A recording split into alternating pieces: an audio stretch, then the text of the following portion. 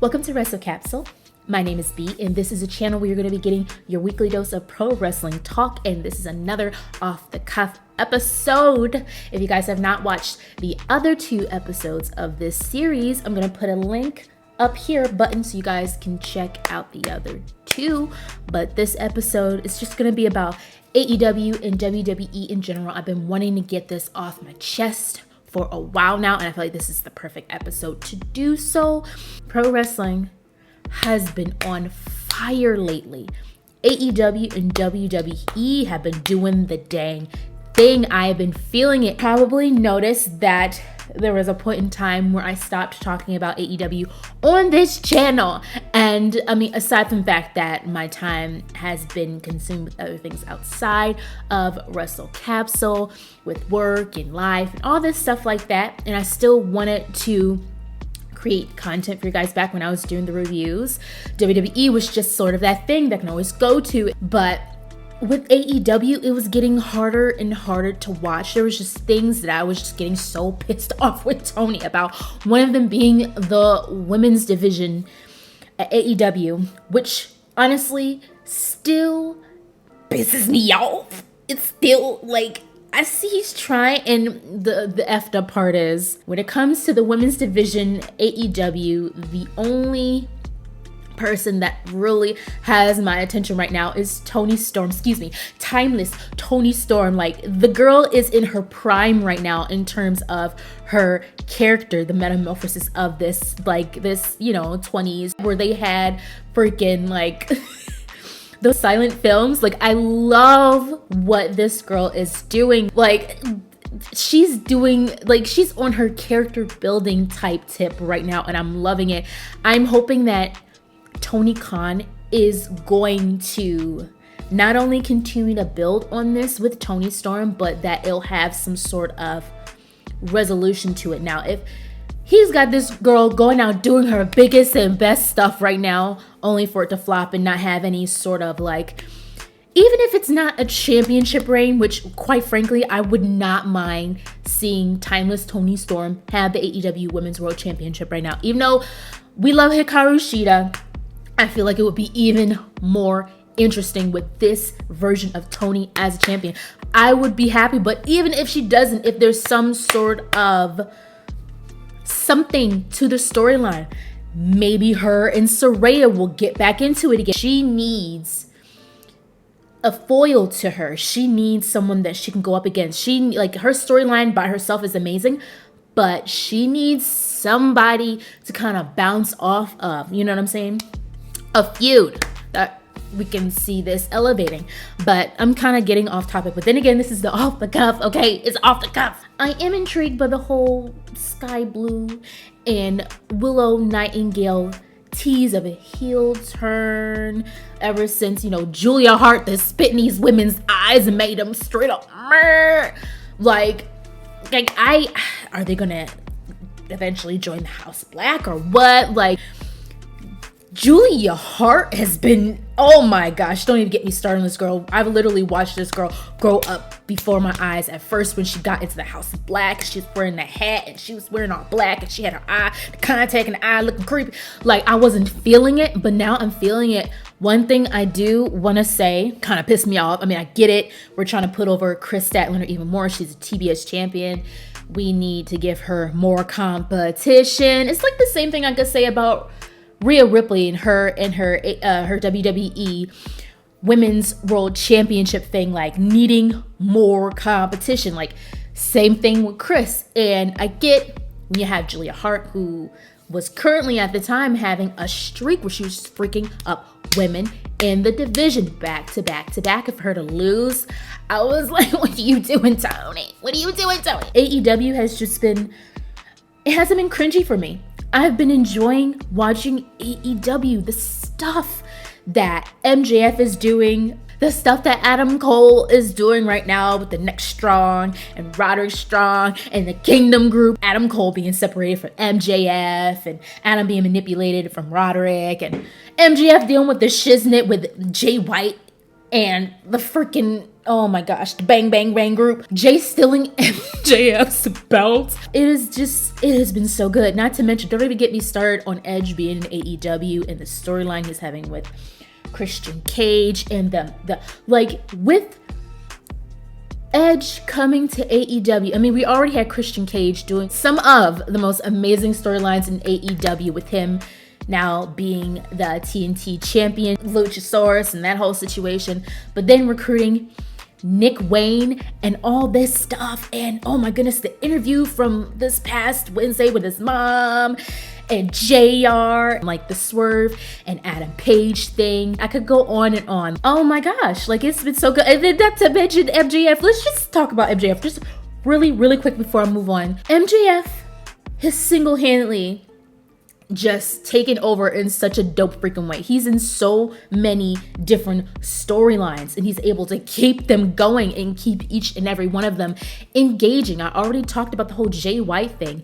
I already talked about the Adam Cole thing, but then he's having this issue, this weird thing going on with him and the Acclaim, more specifically with Max Caster. And Max Caster wanted to get with him, and MJF's being like repulsed by it. You know, the Title Tuesday, like AEW was on the same day as NXT. You know, NXT had their freaking they had everybody on there from freaking Undertaker to Cody Rhodes to freaking Asuka to Paul Heyman to John Cena to all these star-studded main event people on the developmental brand, going head to head week after week after week. AEW has been getting better and better and better. And then Edge coming over to AEW honestly was the icing on a cake, because I was back sold on AEW for about 2 months now.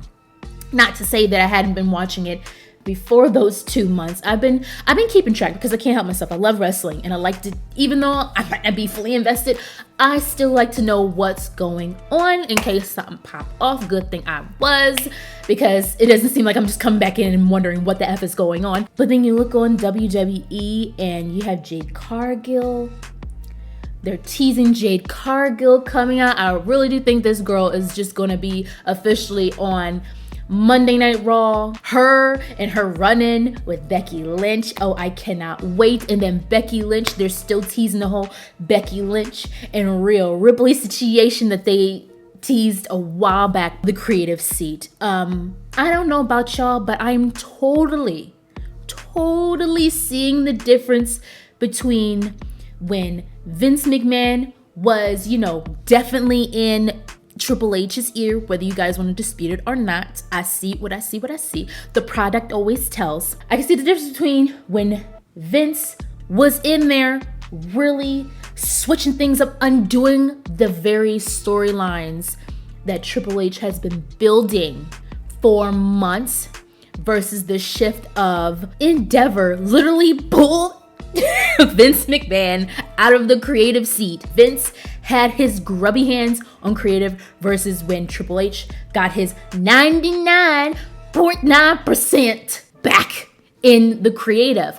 I can see it. Monday Night Raw is more bearable now.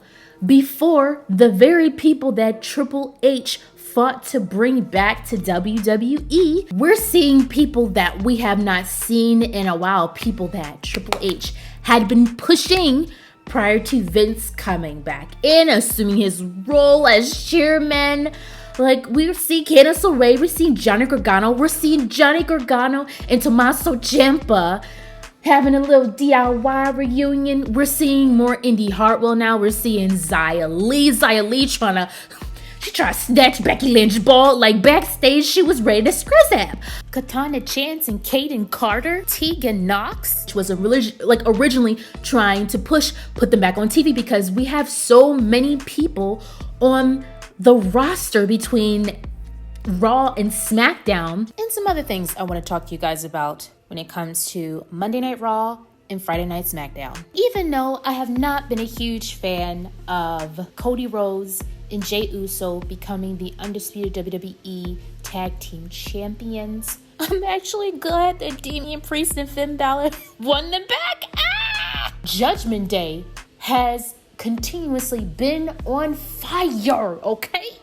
I don't know why, but I'm totally digging the idea of the Bloodline and Judgment Day, two of the biggest factions in WWE right now, working together to wreak havoc on both brand divisions. Kevin Owens going over to SmackDown to, possibly handle some, Bloodline business, tear some ish down. And even though they are dragging on the Bloodline storyline for far too long, I don't know what the freak WWE is doing at this point with this. I'm starting to get more and more convinced that this is all just a plan of Jimmy Uso to do something sneaky underneath Roman Reigns' nose. That's the only explanation I can come up with. Not to mention, we got freaking Nick Aldis, now the freaking general manager for Friday Night SmackDown. Oh my goodness. Way to shake it up, WWE. And then you got Adam Pearce, who's going to be the general manager over on Monday Night Raw. Like, it is getting juicy up in here. Overall, wrestling has been so good lately, and I'm so glad that we have options. So glad we have options right now, because options are good when it comes to entertainment. Like, the last thing we want is a monopoly, because we've seen it firsthand with WWE. Not to throw WWE under the bus, but there's the bus, okay? When there's a monopoly, specifically with pro wrestling, you see, like Vince, he got lazy and the product showed. But then you have this fire under WWE's butt crack, and then the fire is also under AEW's butt crack, and then you're just gonna produce better and better product. I hope that they continue, never get lazy with it, never get complacent, and keep elevating, because besides the whole tribalism, and I still need to do an off-the-cuff episode of this, because it is so important to talk about, and I've talked about it before in my IWC is toxic and a little bit in my Edge video like 2 weeks ago. I don't think a lot of people are understanding how toxic wrestling tribalism can really be. Like, it brings out the hate in people for it's just so disgusting. But beside all that, I'm so happy that we get to watch wrestling in this day and age. It is so good on both sides, and I cannot wait to see what both of these two companies are going to do next. And I'm just thinking about, like, Jade Cargill, for instance. We're starting to see more options for, like, listen, I can't wait to see when she goes against Bianca Belair. I can't wait to see when she goes against Charlotte Flair, Becky Lynch, even Nia Jax, Rhea Ripley. Speaking of Rhea Ripley, I'm loving that. I'm seeing that I've been saying this before. I don't know if you guys have watched my previous episodes, but there's just been such an irritation with me when I would see Rhea Ripley with the WWE Women's World Championship. Not that she doesn't deserve it, because she does. But her reign, I've been saying this for a while, her reign has not been top tier. Look, recently we saw this on Monday Night Raw. We saw Rhea Ripley, Raquel Rodriguez, we saw Nia Jax, we saw Shayna Baszler, we saw Zoe Stark. We saw all these women going at each other. There's more and more competition for the WWE Women's World Championship. And honestly, that is all I wanted. Guys, let me know what you think about what is going on in pro wrestling right now. More specifically, when it comes to AEW and WWE, let me know in the comments down below. Guys, thank you so much for watching.